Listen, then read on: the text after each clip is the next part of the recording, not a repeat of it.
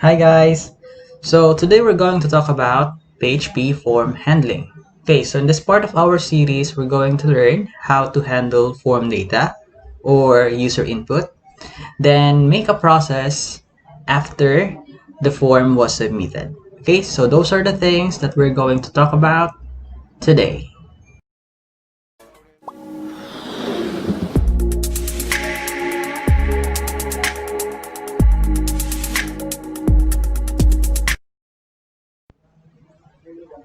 Okay, so PHP Form Handling.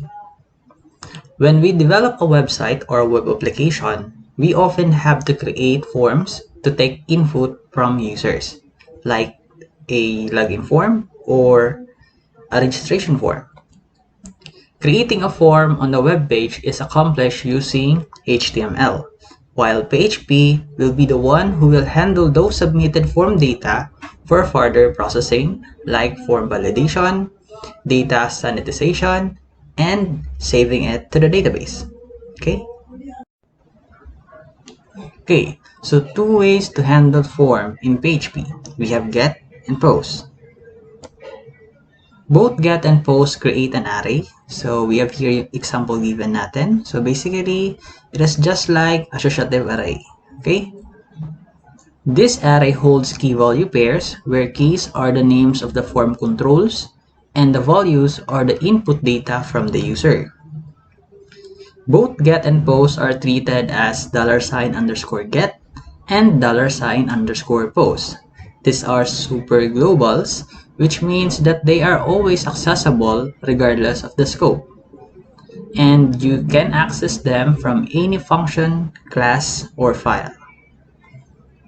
Okay, so $_get is an array of variables passed to the current script via the URL parameters, while $_post is an array of variable passed to the current script via the HTTP post method.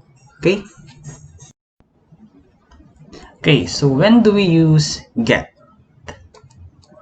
We use get if we intend to send and process non-sensitive data, like the data coming from a search form. Information sent from a form with a get method is visible to everyone. All variable names and values are displayed in the URL. So, kagaya nito. So, if the form was submitted, makikita natin yung data dito. Okay? So, get also has a limit on the amount of information to send. The limitation is about 2,000 characters. Note, get should never be used for sending passwords or other sensitive information. Okay? Okay, so how do we set get method in a form? So we have here yung sample form natin. Then we have here yung sample code naman natin. Okay, the only thing we need to do to set up the get method in a form is to set the value of the attribute method to get. Okay? So let me explain to you guys ano yung mga attribute natin sa form. We have yung action at saka we have yung method.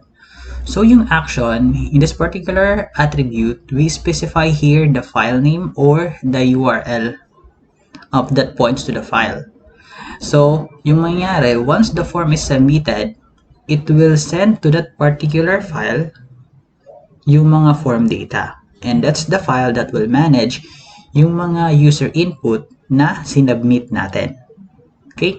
Then yung method naman here we specify yung get or yung method na gagamitin, which is yung get method. Okay? So that's how we set up the get method sa isang form. Okay, guys? Okay, so other ways to set up or to implement get method via URL. So we have this one naman. As you can see here in our example, we have here yung name at saka age. So this is what we call the URL parameters. Okay? So paano natin sinaset up or ina-implement yung get method? First things that we should do is we use the question mark to indicate that we are implementing a get method via URL parameters, which is this one. Okay? Then we specify basically or we set the key value pairs. Kagaya nito, yung name equals Raymond. Dito. Okay? So the next thing, if there are many parameters that you want to set, then we use ampersand as the separator. So magiging ganito na. Name equals Raymond. Then ampersand, age equals 22. So the key value. Okay? So that's how we implement get method via URL parameters. Okay, guys? Okay, so how do we handle the get data? Okay, so to handle the get data, we're going to use the PHP $_get superglobal variable.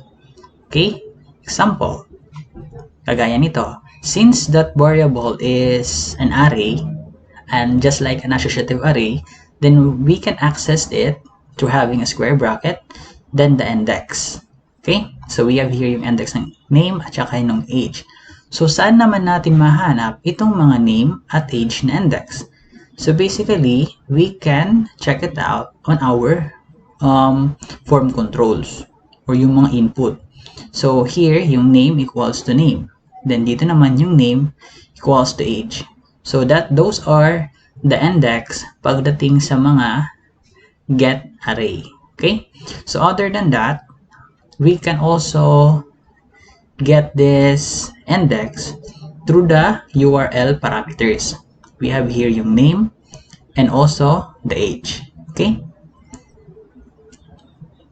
Then once it is processed to our file, then this will be our output. As you can notice here in the URL, naka-display yung mga data natin.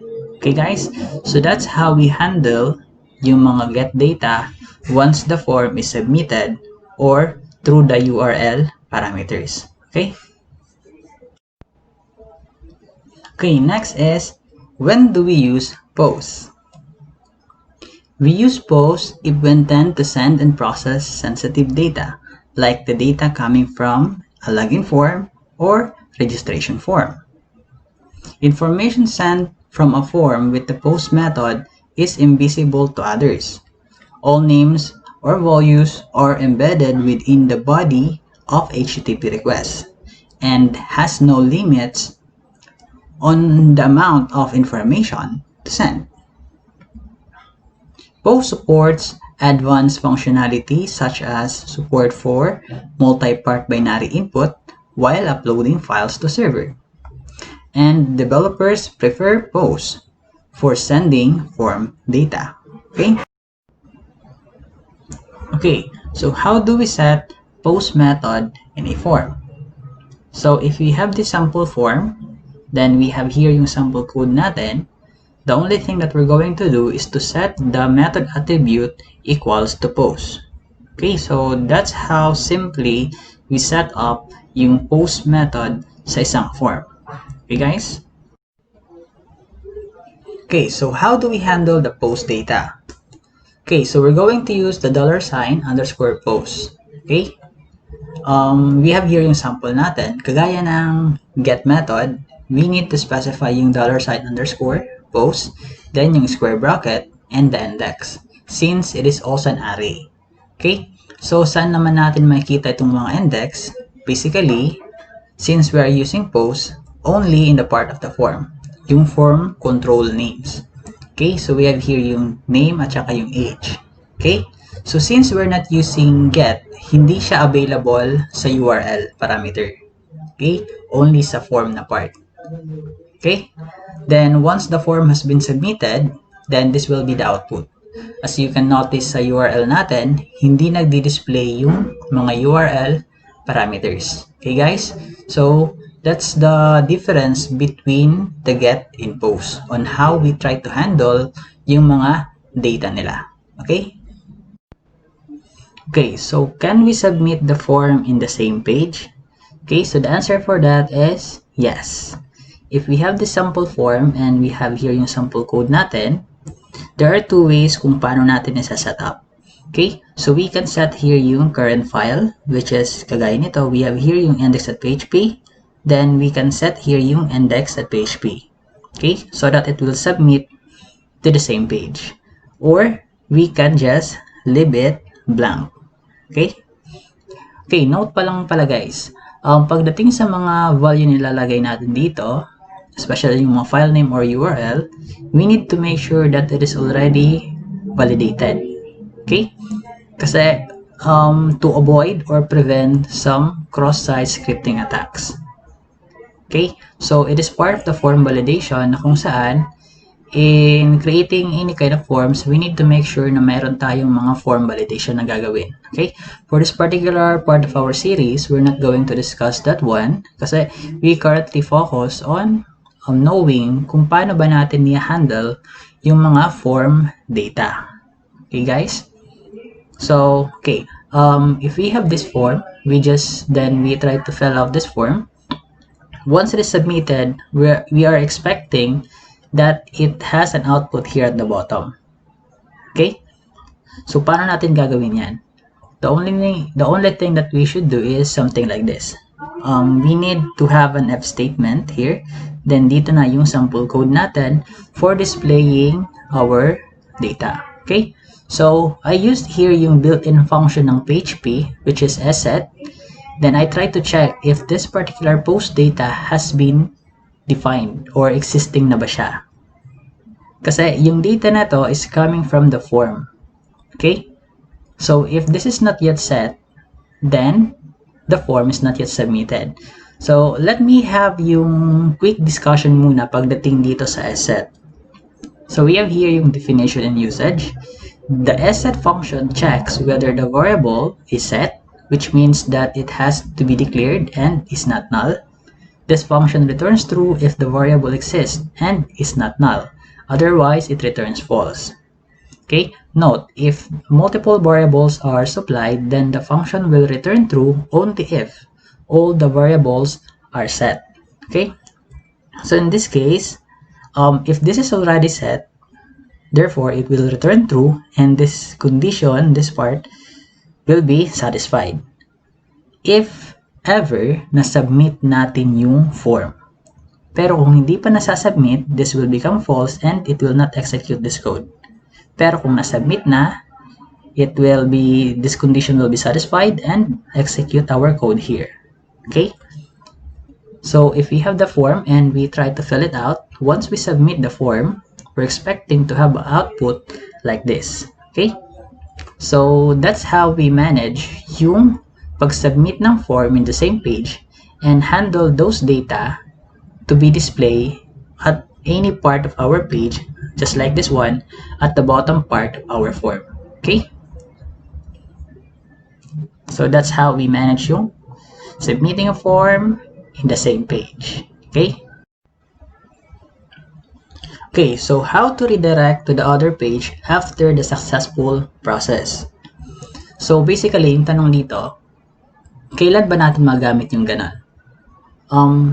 If you're creating a registration form or di kaya login form, let's say yung login form, once the user has been successfully logged in, basically, you will redirect that account to the welcome page. Okay? So that's where we use redirection. So yung tanong ngayon, paano? So this is how we set up or yung syntax natin pagdating sa redirection. We're going to use the header function, then having a value of string, location, colon, then URL. So we have here yung sample natin having the full URL, or we can also have yung directory path of the URL or yung location ng page. Okay? So we can do that. So we can also implement yung get method pagdating sa redirection. Something like this.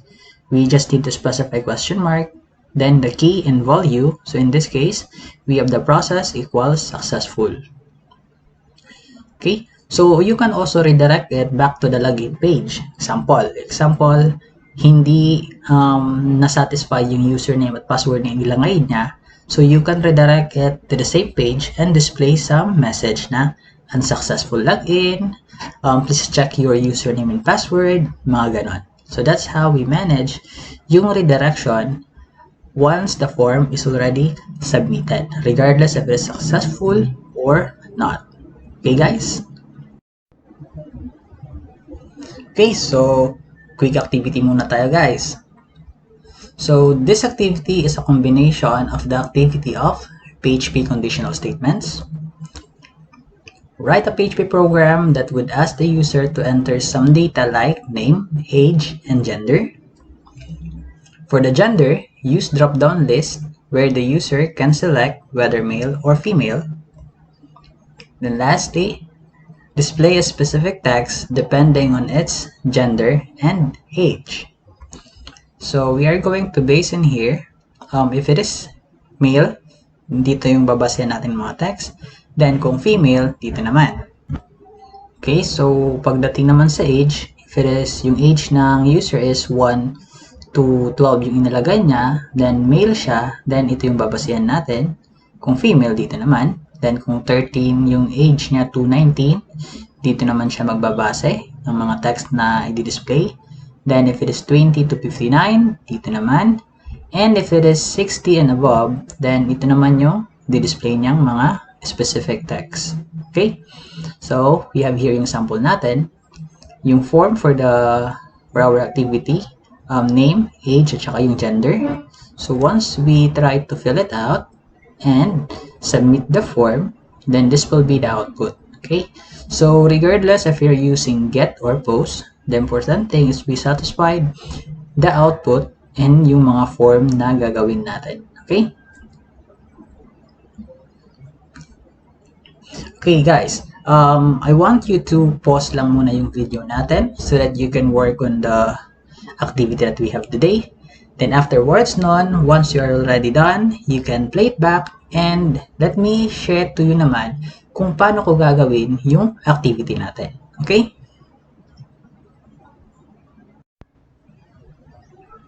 Okay, so let me try now kung paano ko naman gagawin yung activity natin. So first is I need to open yung Apache server. Okay. Okay, let me close this one. Then gawa ko ng folder sa htdocs. Then let me create new folder. Project. Okay. Then open yung folder, some htdocs project. Okay.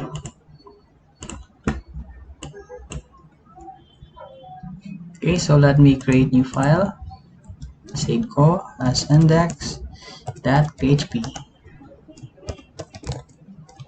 So let me try to zoom this one para kahit paano lumaki. Klaro. Then sabihin natin learning form handling. Okay, then let me copy this one. Save. Okay, let me try to access the code or my website. Then project. Zoom ko lang. Okay, now the first thing na gagawin ko is to create the form. So form. Okay, so meron tayong action. Okay, then submit form. So you can have yung file name whatever you want. Then yung method yung gagamitin ko is post. Okay, so sa loob ng form, maglalagay ako ng paragraph for my input. Yung iba naman ginagamit nila is label. Then mag-BBR ako. Then yung input. Yan. So this is text. Then yung name, sabihin natin name. Then another input will be yung age. Okay. Then another one is yung did I copy? Ayun. Okay, then gender. So in this part, I'm going to use yung select input, select tag,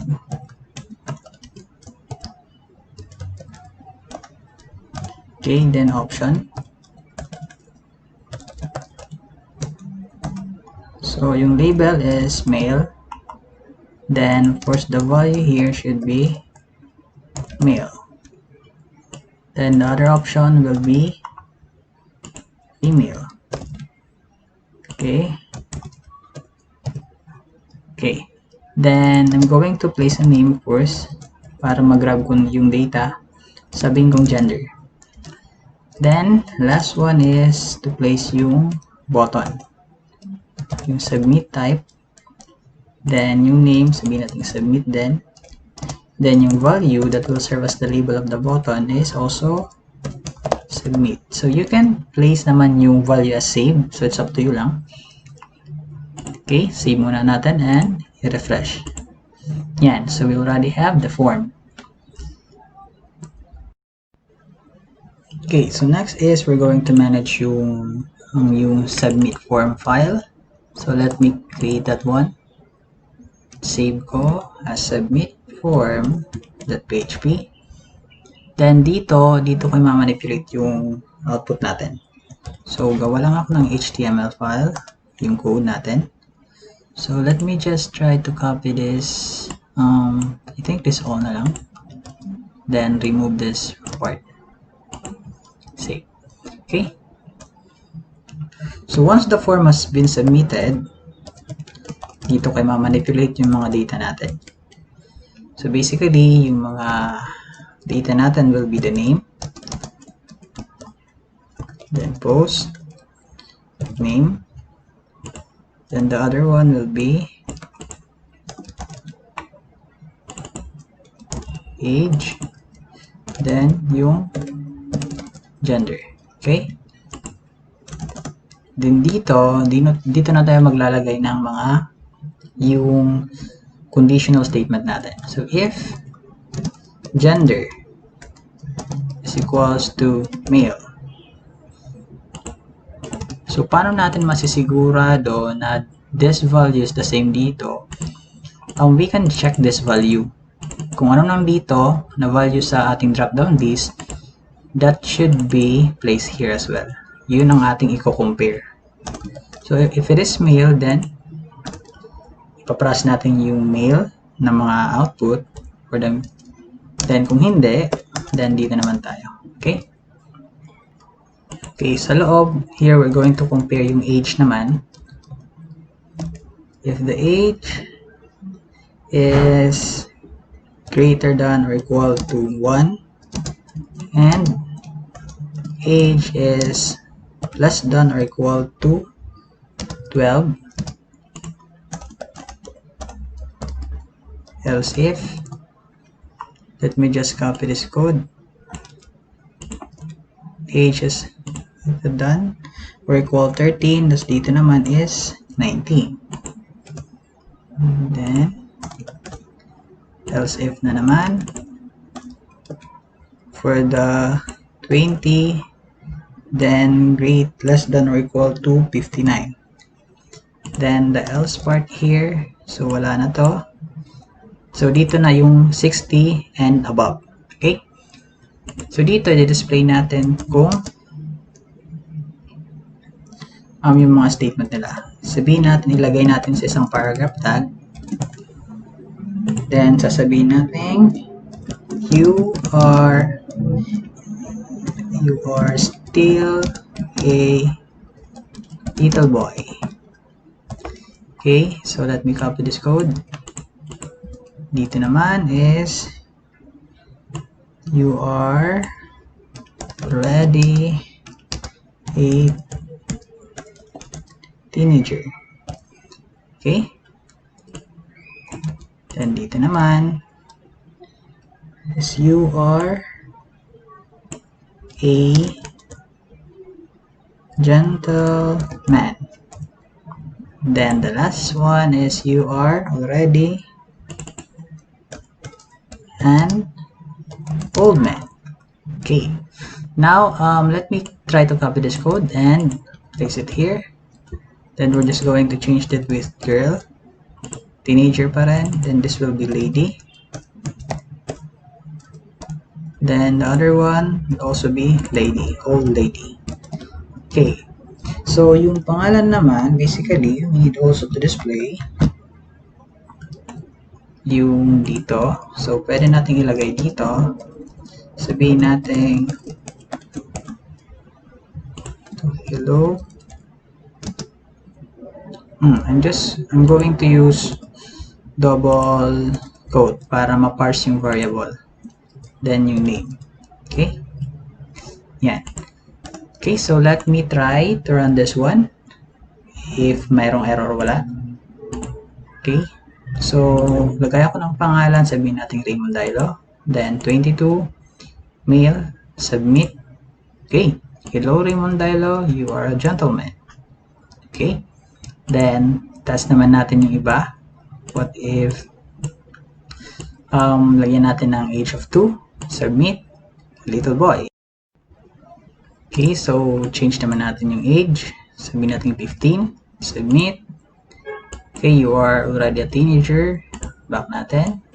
I think 25. You are a gentleman. Okay, good. What if 65? You are already an old man. Okay, so what if we change this to other name? Then, sabihin natin 4 years old. Then, female siya. Submit. You're still a little girl. Okay. What if it is already 17 years old? Yung age niya. Teenager, okay. Then, kung 30. Lady na. Then, kung 60. You are already an old lady. Okay. So, our process of our code, basically, from this point of part of the code, then it works well naman. Okay? Okay, so that's how we manage yung mga form data, guys. Managing yung post o di kaya get. Then, combining it with other part of the code, kagaya ng if statement. We can also join them with the looping statement, mga ganun. Okay? So, I think that's it, guys. I hope you learned something new today regarding our topic, especially in managing the form data.